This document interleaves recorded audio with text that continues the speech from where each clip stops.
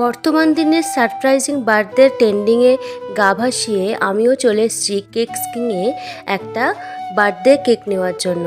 Mace থেকে হঠাৎই বাড়ি চলে এসেছিলাম, ওর পরের দিনকে বার্থডে ছিল, তো 12টার সময় বার্থডে সেলিব্রেট করব বলে।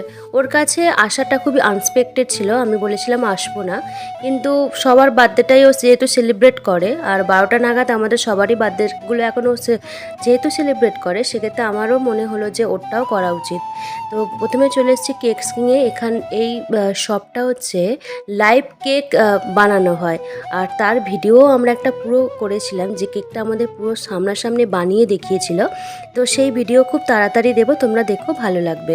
তো ওর জন্য একটা কেক নিয়ে নিয়েছিলাম, আর কেকটা ছিল বাটারস্কচের। এখানে পাইনঅ্যাপেল থেকে সমস্ত রকমের কেক রয়েছে, আর কেকের সাথে যা যা জিনিসপত্র নিয়ে বাড়ি চলে এসেছিলাম। এর পরের ভিডিওতে তোমরা বার্থডে সেলিব্রেশনটা দেখবে। টাটা।